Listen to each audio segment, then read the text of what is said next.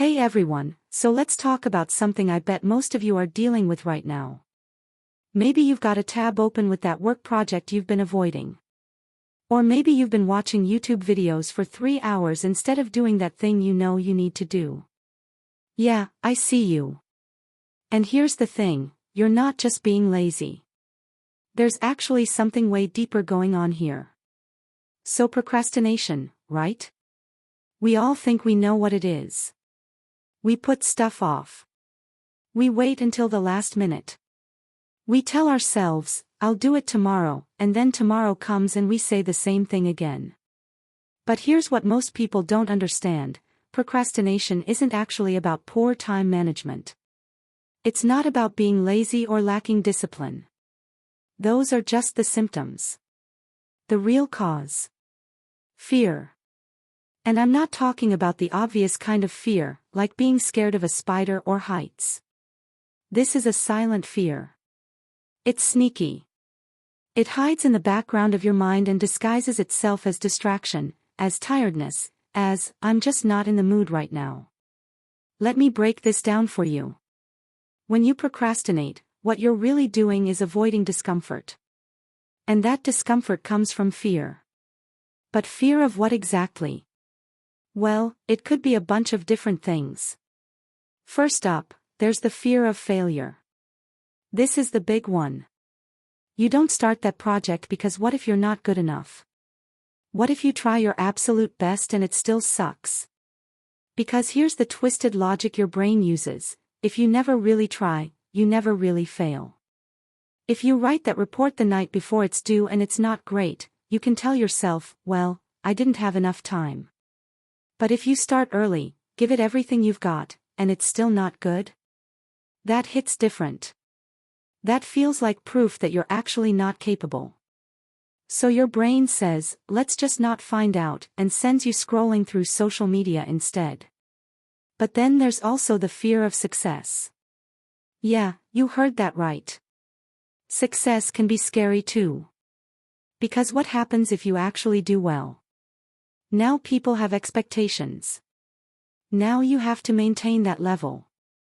Now you can't just coast anymore. Maybe you'll get more responsibilities at work. Maybe people will rely on you. And that's a whole new kind of pressure. Sometimes it feels safer to stay small, to stay in that comfortable zone where nobody expects too much from you. There's also the fear of judgment. You care what people think, we all do. It's human nature. So when you need to do something that puts you out there, whether that's posting content online, giving a presentation, or sharing your ideas in a meeting, your brain starts running scenarios. What if people think it's stupid? What if they laugh?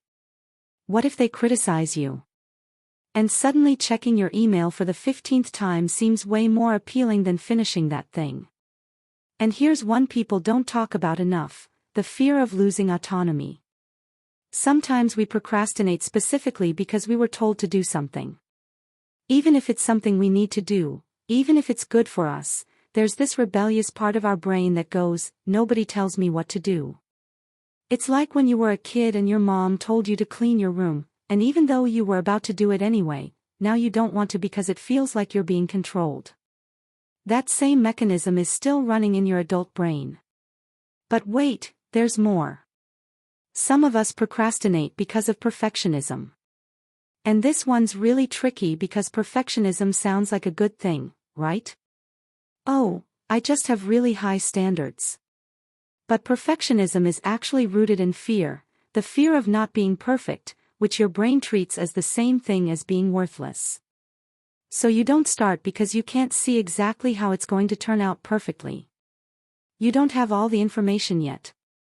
You need to do more research. You need to wait for the perfect moment, the perfect conditions, the perfect mood. And guess what? That moment never comes. Now here's where it gets really interesting. Your brain is trying to protect you with all this procrastination. It genuinely thinks it's helping. See, your brain has this ancient system that's designed to keep you safe from threats.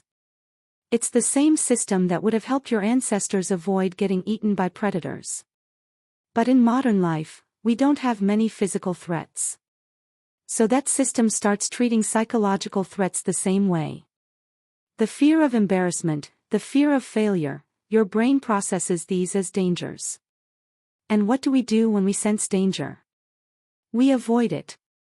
So when you sit down to do that scary task, your brain literally triggers the same stress response it would if you were facing something physically dangerous.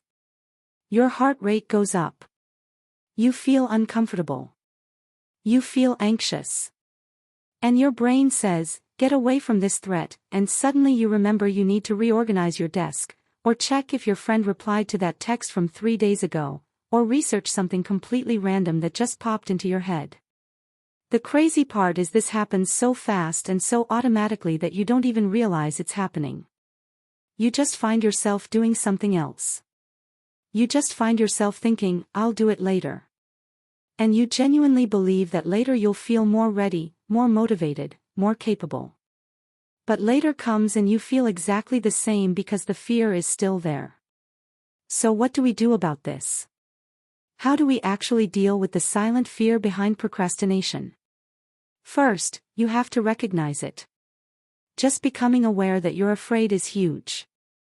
Next time you're procrastinating, pause and ask yourself, what am I actually afraid of right now? Am I scared this won't be good enough? Am I scared of what people will think? Am I scared of the responsibility that comes with doing well? Just naming the fear takes away some of its power. Second, you need to make friends with discomfort. I know that sounds weird, but hear me out. That uncomfortable feeling you get when you think about doing the task. That's not a warning sign. That's not your brain telling you something is wrong. That's just your brain being dramatic because you're doing something unfamiliar or challenging. You can feel uncomfortable and do the thing anyway. Discomfort isn't dangerous, it's just unpleasant. There's a difference. Third, start smaller than you think you need to. Way smaller. Don't sit down and say, I'm going to work for 3 hours. Say, I'm going to work for 5 minutes. Because that fear, that resistance, it's usually strongest right at the beginning. Once you actually start, once you're in motion, it gets easier. So make starting as easy as possible. Lower the barrier.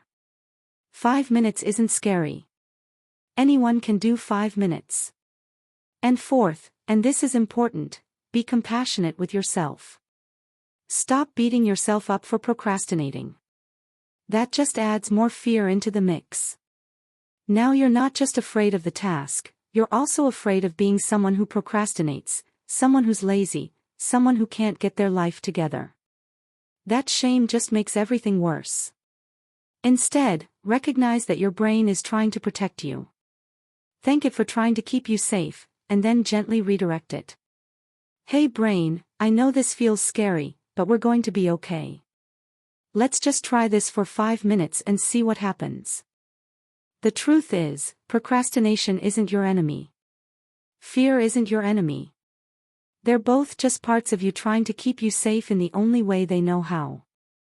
The goal isn't to eliminate fear or never procrastinate again. The goal is to understand what's happening, recognize the fear for what it is, and choose to move forward anyway.